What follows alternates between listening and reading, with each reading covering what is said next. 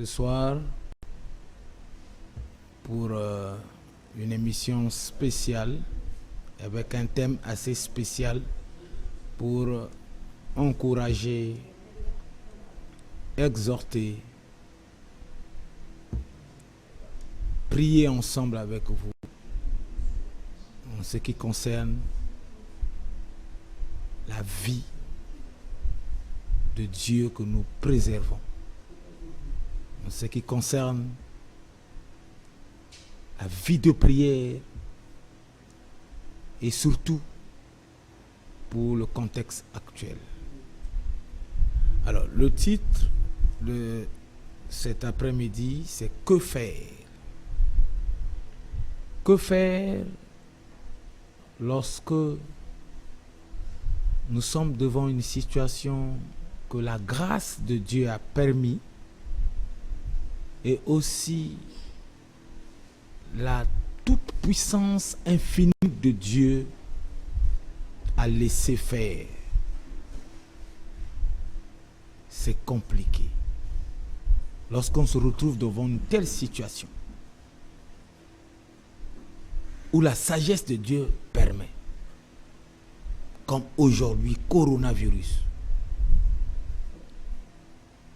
la toute-puissance de Dieu a laissé faire. Dieu peut tout arrêter.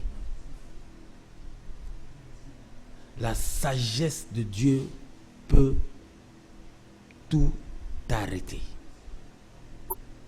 Et il a permis. Mais dans ce moment, que faire? Dans ce temps, que faire? C'est ce que la Bible, pas à pas, va nous éclaircir et nous donner des éléments de réponse à cette question.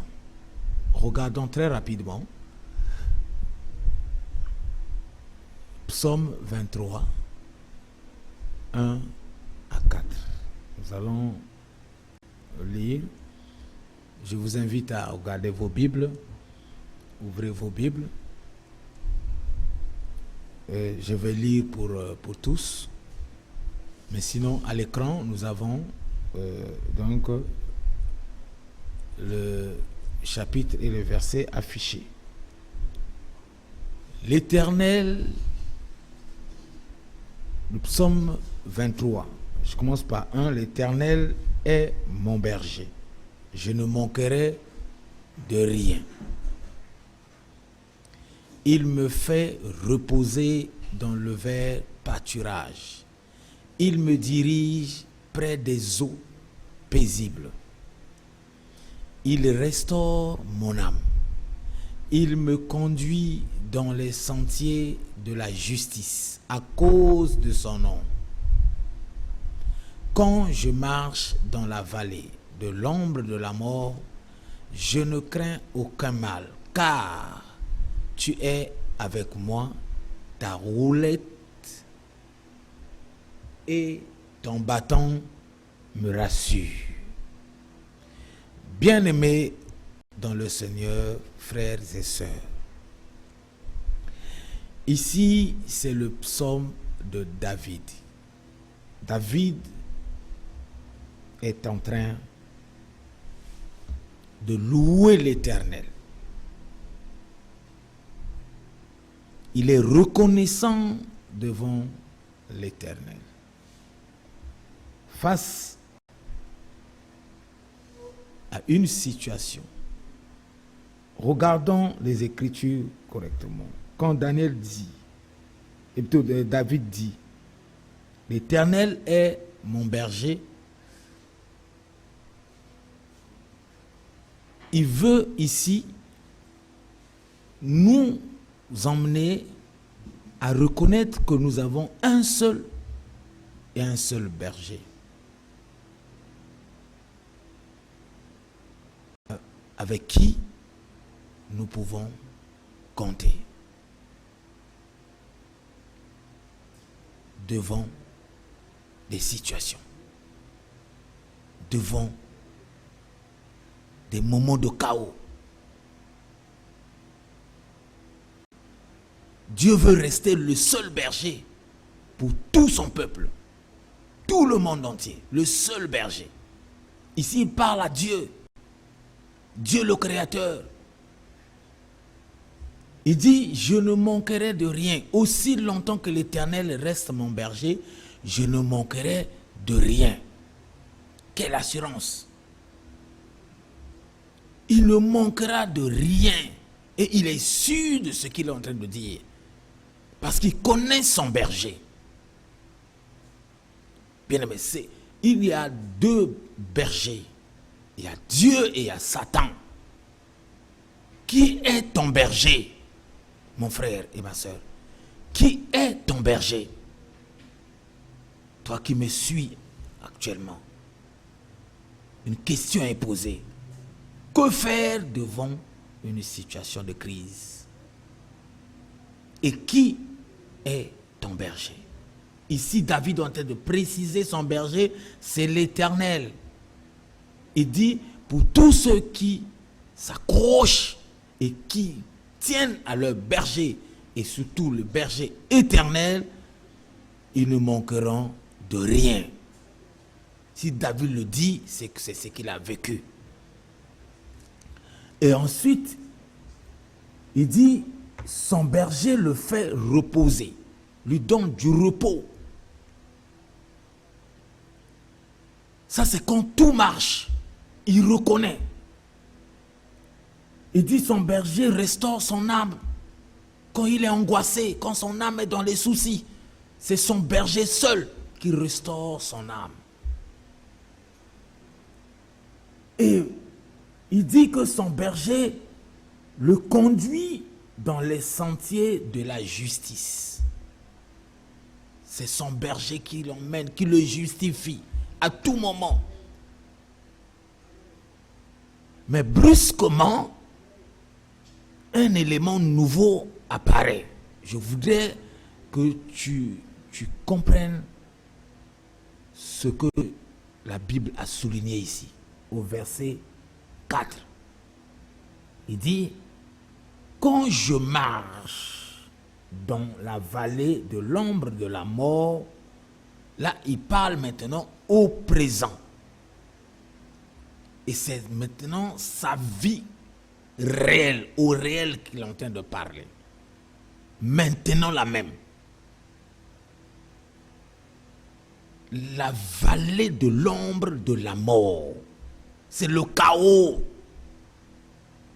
Quand je marche dedans, au verset 1 jusqu'à 3, sa vie allait bien. Les choses marchaient. Mais brusquement, il se retrouve dans une situation de crise. Aujourd'hui, je suis en train de lancer un appel international. Hier, tous les États marchaient.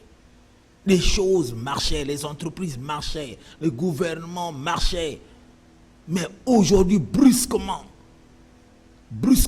on se retrouve dans une vallée de la mort. Combien sont morts parmi nous dans le monde? Combien sont en train de partir? Ce n'est pas encore fini. L'épidémie coronavirus est là. La peur aussi accompagne l'épidémie. Aujourd'hui, je voudrais que tu me suives correctement, que tu restes calme, concentré à me suivre. Dieu veut entrer dans ta vie. Il veut faire quelque chose dans ton pays. Dieu veut rentrer dans ton gouvernement. Dieu veut rentrer dans tous les États. Aujourd'hui, Dieu a tiré l'attention de tout le monde. La solution, on a trouvé la solution. La solution existait déjà pour la maladie. Mais le problème, ce n'est pas la maladie. C'est la peur qui a envahi tout le monde, qui a tout arrêté. Les frontières sont fermées. C'est à cause de la peur, ce n'est pas à cause de la maladie. Ebola était là, on a traité. Sida est là, on a traité. Sida, on a dit qu'il n'y a pas de médicaments. Mais on se bat quand même à maîtriser le sida. Mais ce n'est pas coronavirus. Coronavirus est maîtrisable. L'épidémie coronavirus est maîtrisable. La pandémie est maîtrisable. Mais l'épidémie de peur, il faut que l'intervention surnaturelle arrive. Et c'est ce que je t'apporte maintenant. Suis-moi attentivement. Ici, David dit, il se retrouve dans la vallée de l'ombre de la mort. Mais malgré qu'il se retrouve dans la vallée de l'homme de la mort, qu'est-ce qui est intéressant là? Il dit, je ne crains aucun mal.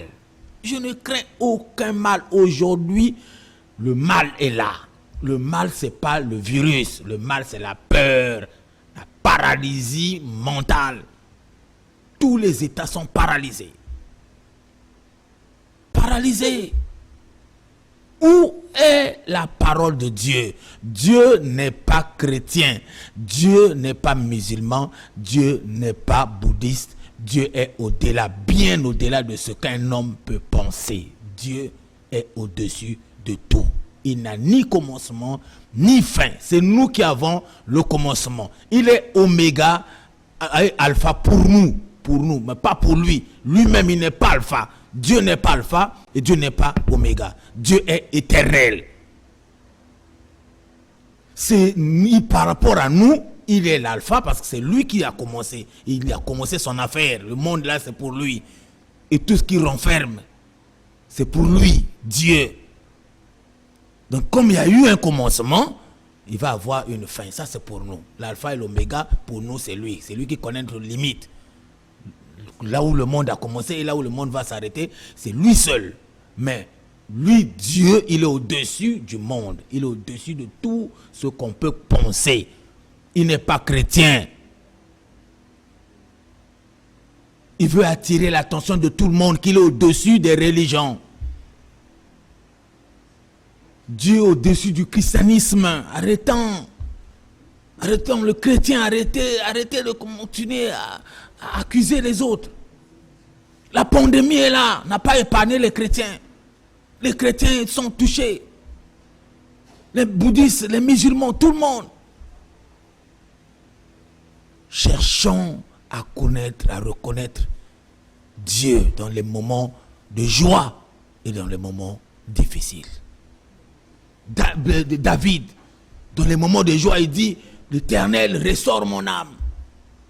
L'Éternel est mon berger. Je ne manquerai de rien.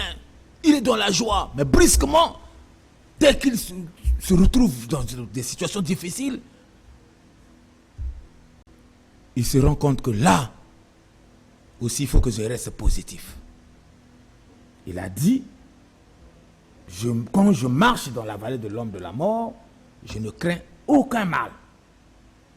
Car tu es avec moi. Dieu, pour ceux qui le regardent. David était un homme oint, un homme super riche. Mais ce qui est intéressant en David est qu'il regardait l'Éternel à tout moment. Il consultait l'Éternel à tout moment. Mon frère, ma soeur, l'Éternel est Dieu pour tout le monde. Si tu détournes ton visage, ton regard vers la solution naturelle et tu regardes l'Éternel des armées, il est juste et capable de te donner une solution surnaturelle. Toi qui as touché, tu es touché déjà, toi qui es déjà malade, c'est possible. La Bible dit Dieu a oint Jésus-Christ de force et il allait de ville en ville, guérissait toutes sortes de malades. Ça, c'est dans le cas où la maladie est déjà là. Il y a la solution. Que faire dans les moments de crise? Regardons rapidement Romains 8, 28. Romains 8, 28.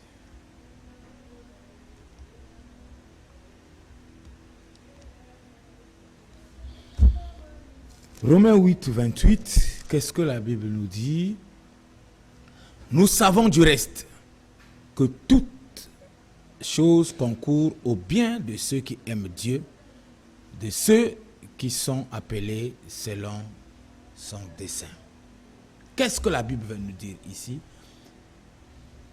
Paul est juste en train de nous rappeler que nous devons faire confiance à Dieu en toutes choses. Dans les moments de joie, dans des moments où tout marche, dans des moments où tout est clair, nous devons continuer à faire confiance en Dieu. Autant dans des moments où tout n'est pas clair, tout est noir, rien ne marche. Il dit tout concourt au bien de ceux qui aiment Dieu. Tout. C'est justement pour dire, faisons confiance en Dieu. C'est à lui que nous pouvons poser notre foi, notre confiance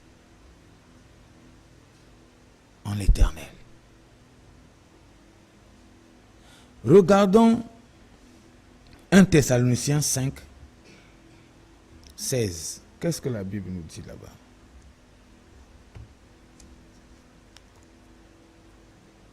« 1 Thessaloniciens 5, 16 à 19, mais je lis. Soyez toujours joyeux. Voilà. Soyez toujours joyeux. Le premier verset.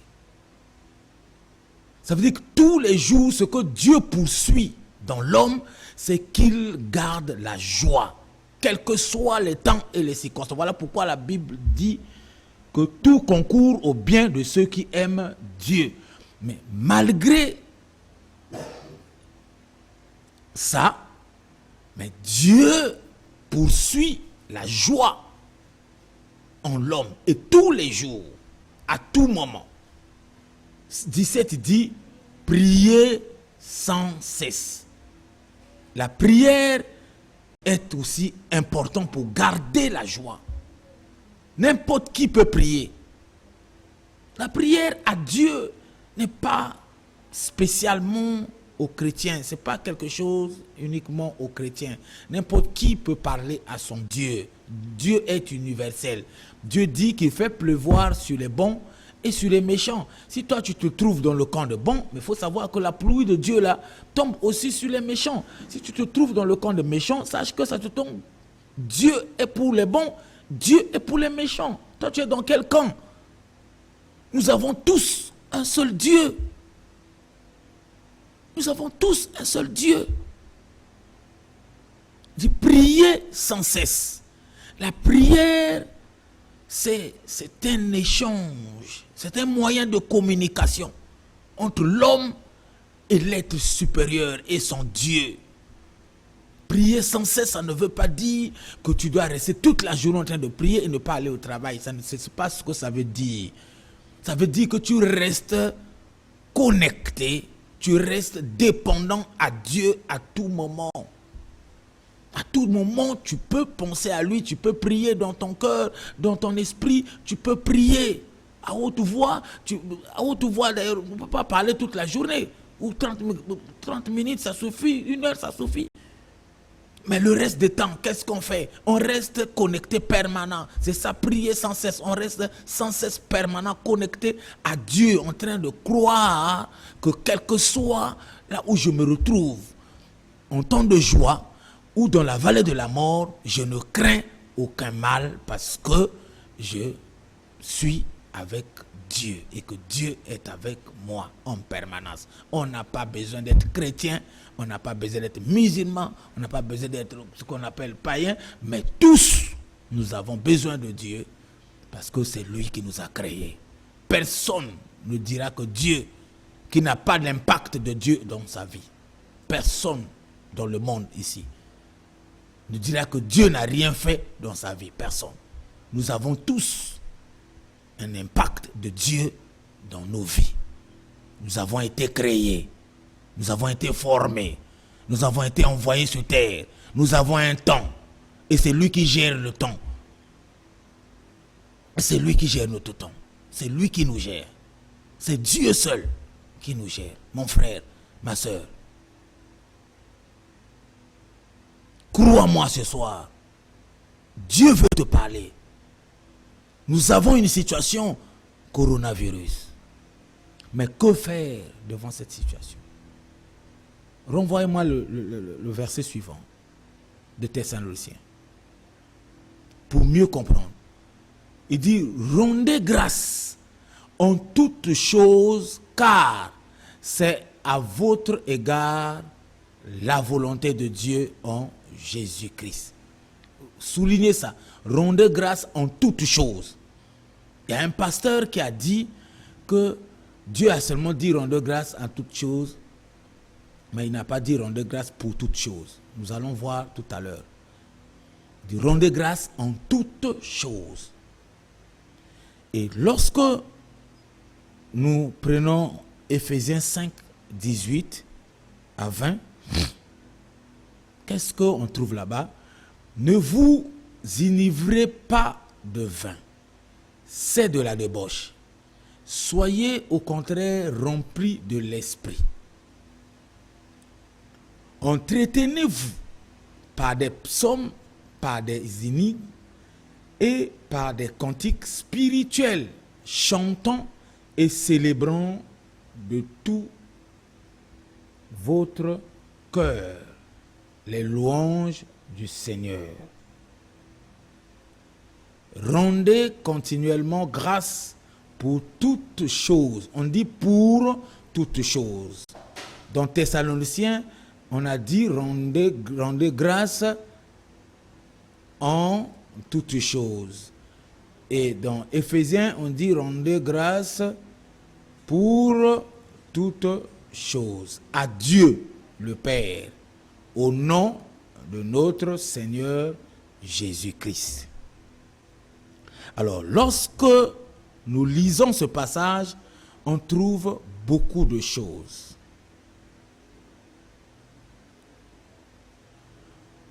On trouve la reconnaissance, rendre grâce. On trouve le remerciement, rendre grâce. On trouve la gratitude. Et tous ces éléments-là sont dans une enveloppe qu'on appelle la confiance. Lorsqu'on n'a pas confiance en Dieu, on ne sera pas capable de lui rendre grâce, c'est-à-dire le remercier en toutes choses et pour toutes choses.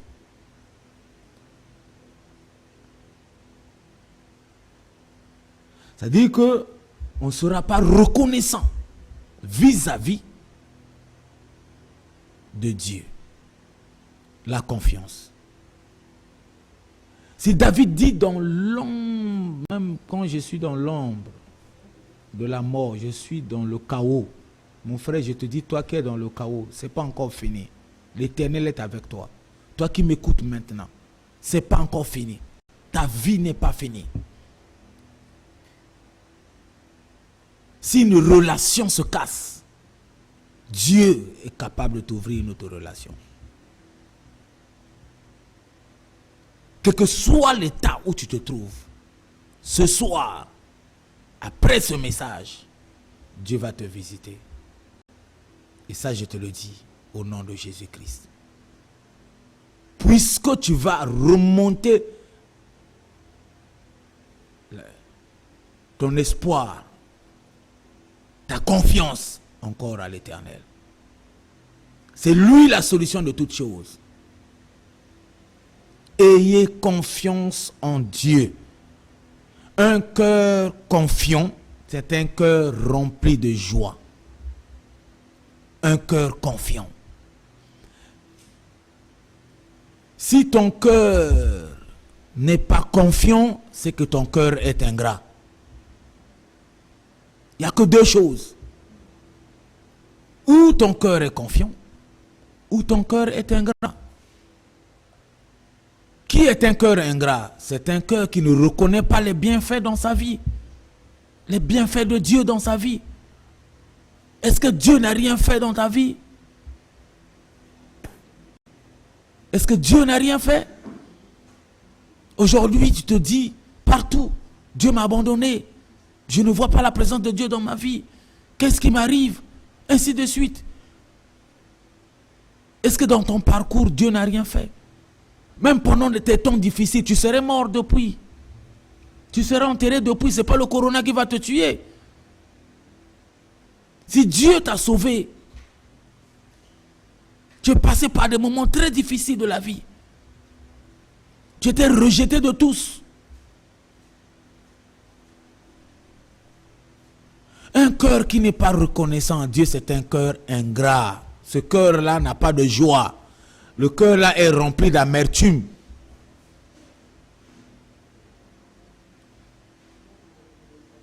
C'est un cœur rempli de mauvais sentiments. Des sentiments de vengeance. Ça ne produit rien. La vengeance, Dieu dit, c'est à lui la vengeance, et la rétribution, c'est à lui. C'est pas à nous.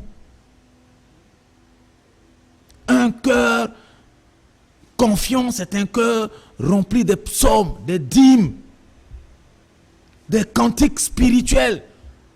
Qu'est-ce que ça veut dire un cantique spirituel?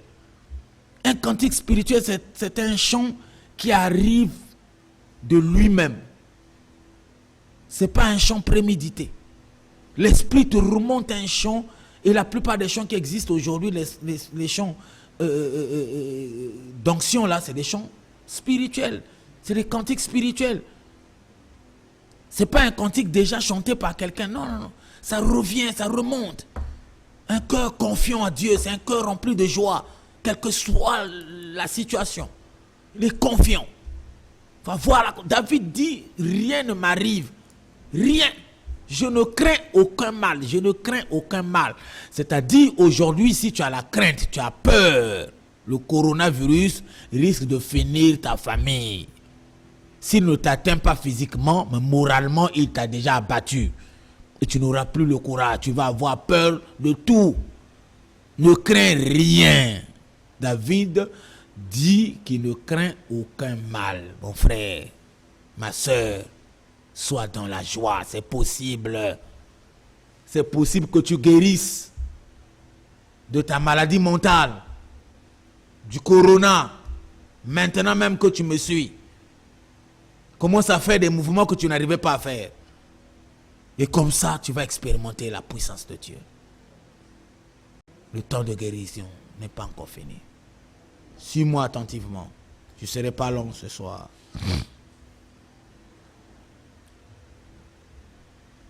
Alors,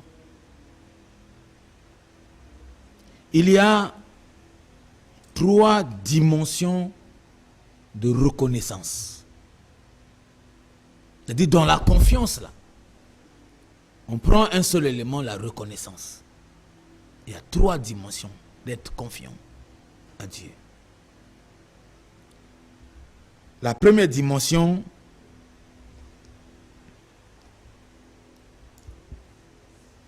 c'est d'éprouver cette confiance, cette reconnaissance lorsque tout va bien.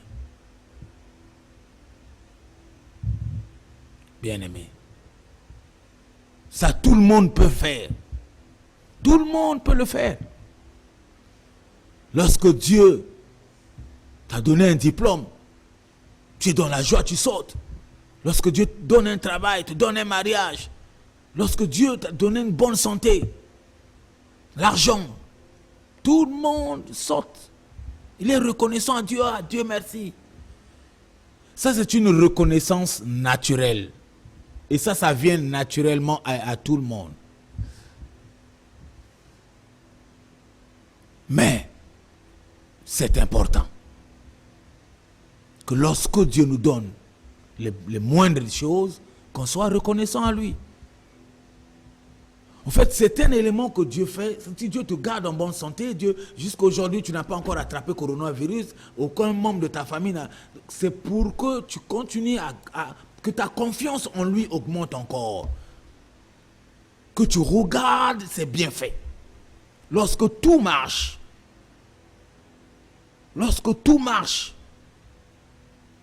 lorsque tu éprouves la gratitude envers ton Seigneur, lorsque tout est en ta faveur, c'est-à-dire que tu évolues, les choses avancent. C'est ce qu'on appelle la reconnaissance naturelle. Alors, la deuxième dimension, C'est d'éprouver la reconnaissance ou la gratitude envers le Seigneur lorsque tout semble aller dans le sens contraire. Lorsque tout semble aller dans le sens contraire de ce que toi tu t'attendais. Aujourd'hui, ce que le monde attendait, ce n'était pas le coronavirus. Les choses sont en train d'aller dans le sens contraire. Le football est arrêté. La plus grande machine mondiale est arrêtée. Deuxième machine, les vols internationaux. Il y en avait plein dans les airs. Tous les jours et chaque seconde. Tout arrêté à terre. Quelques vols seulement. Urgents. Voilà. Paralysé aujourd'hui. Les choses ne vont pas bien. Les choses sont dans un sens contraire de ce qu'on attendait. Que faire?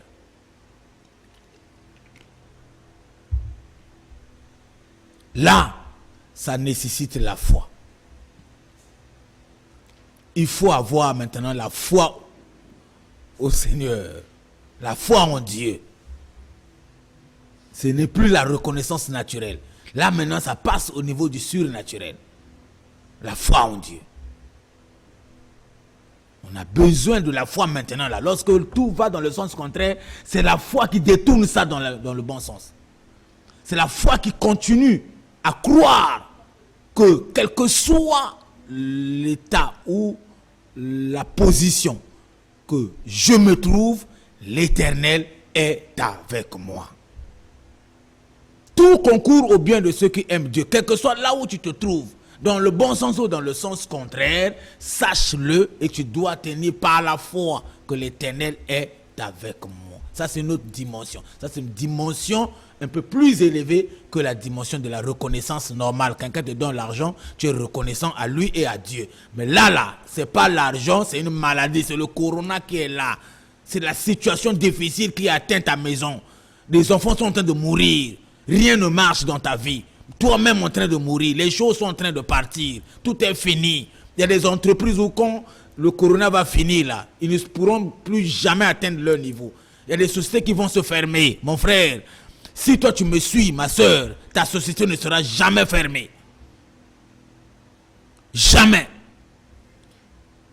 Il y a des choses qui vont s'arrêter, il y a des vies qui vont s'arrêter. Certaines personnes vont se donner la mort parce qu'ils vont se retrouver à plat. Tout est fini, personne ne vient. Même il y a des églises qui vont se fermer. Après la quarantaine, quand vous allez commencer, les brebis vont fuir. Il n'y a plus de confiance.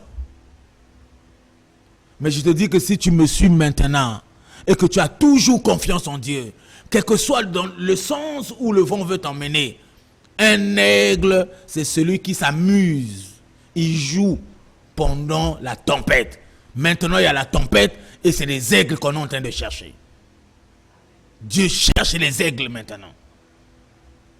Est-ce que tu as le courage de voler et d'étendre tes ailes pour t'amuser? Ou bien tu te fais pouler. Poulet, il va se cacher.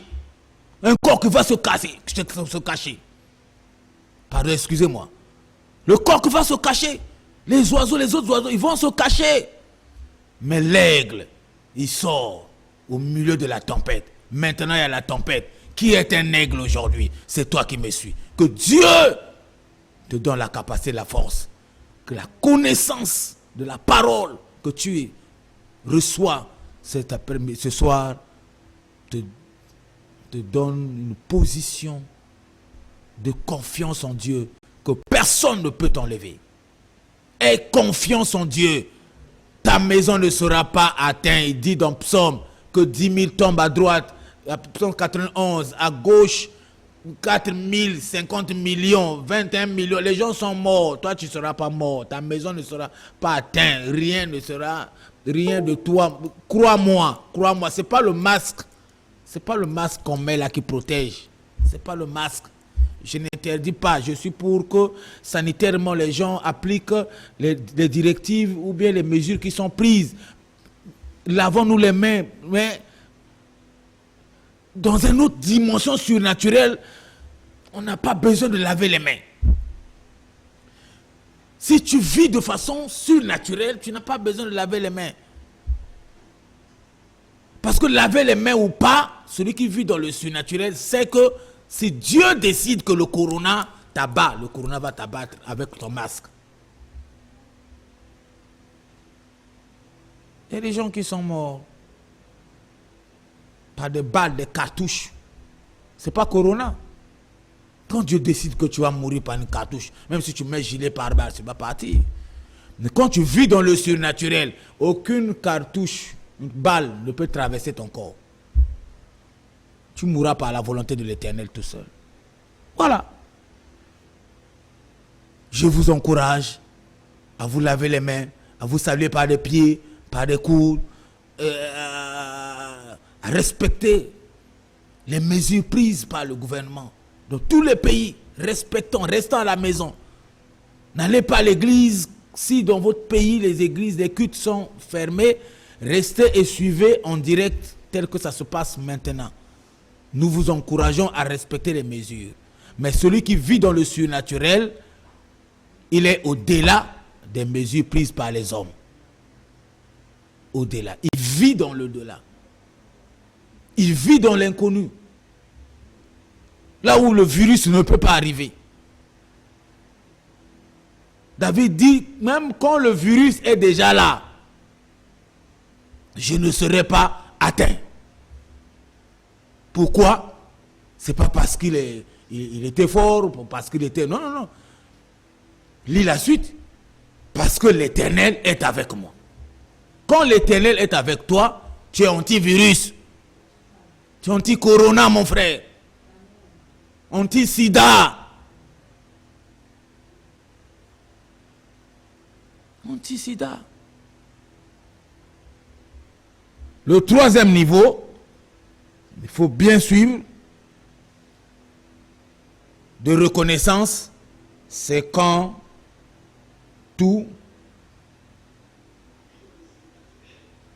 lorsque tout tourne contre toi. Là, c'est le troisième niveau. Quand tout tourne contre toi, aujourd'hui, toi qui me suis, rien ne marche. Même tes amis t'ont abandonné. Tout tourne maintenant contre toi. Et à ce stade, ça nécessite ni la reconnaissance, ni la foi, mais ça nécessite un sacrifice de louange.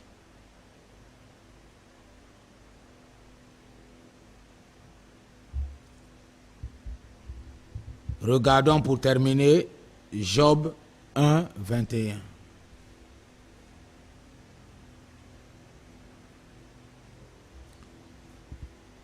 Et dit, je suis sorti nu du sein de ma mère.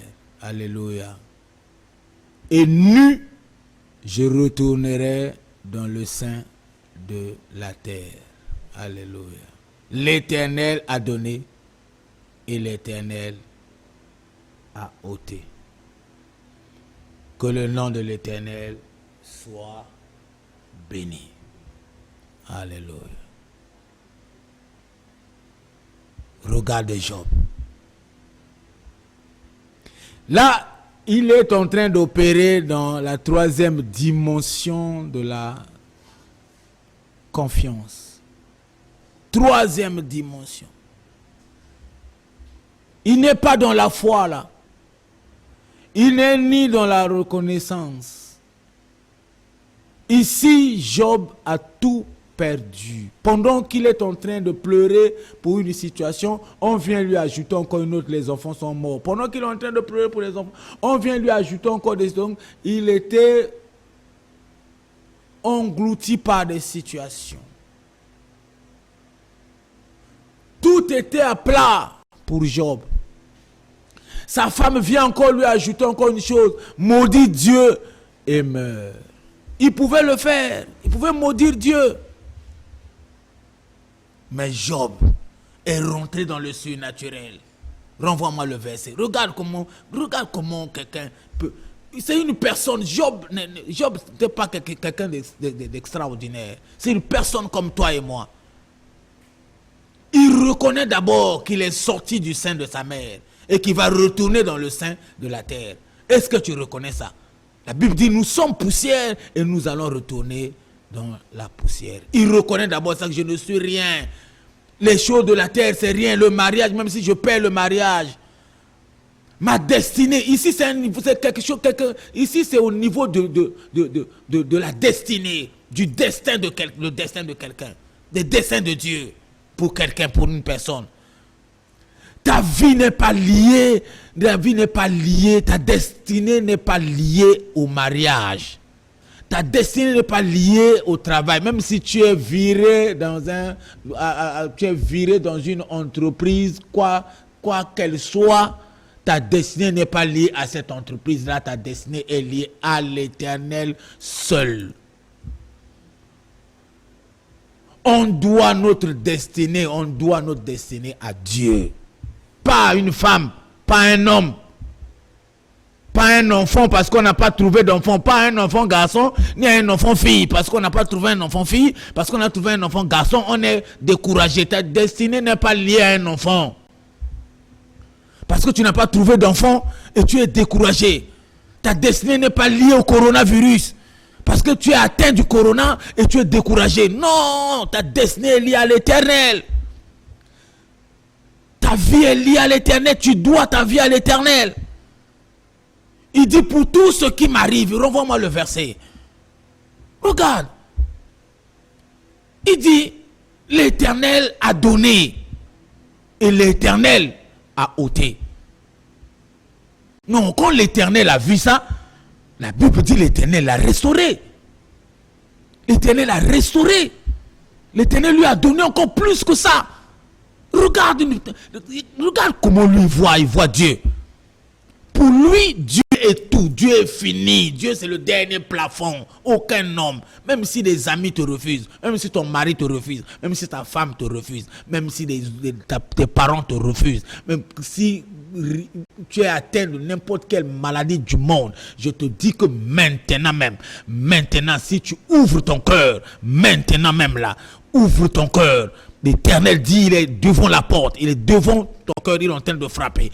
Ouvre simplement ton cœur, demande-lui pardon, fais un appel au Seigneur dans ton cœur. Tu verras la gloire de Dieu dans ta vie.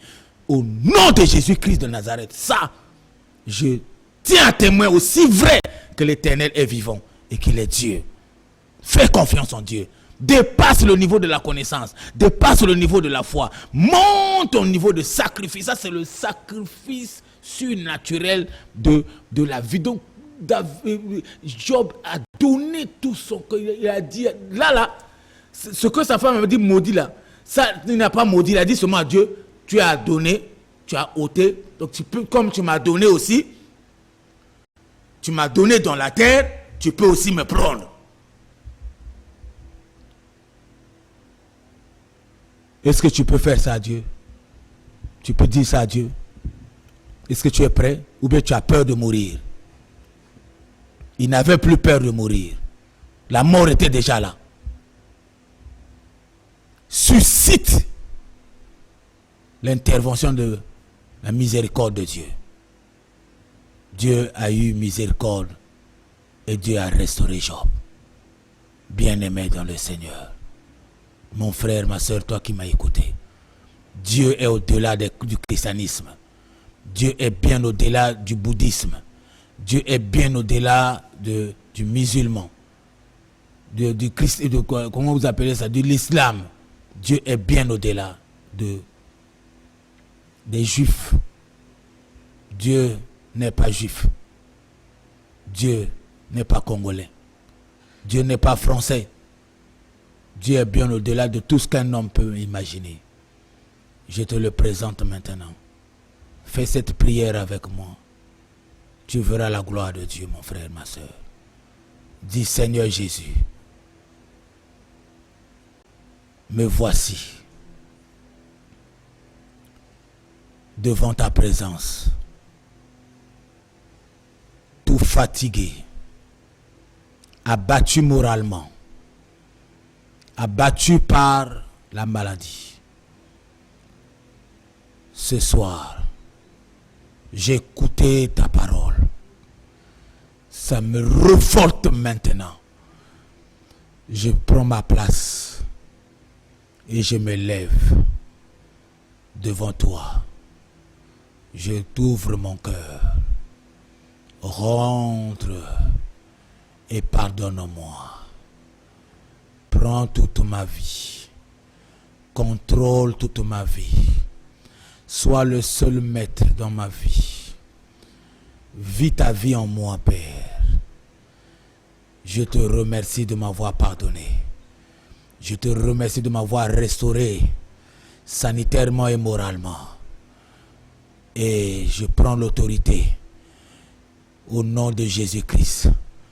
Que tous les esprits qui ont voûté mon corps, que tous les esprits qui ont voûté ma vie disparaissent et sortent maintenant au nom de Jésus-Christ de Nazareth. Et je dis merci Seigneur Jésus. Amen.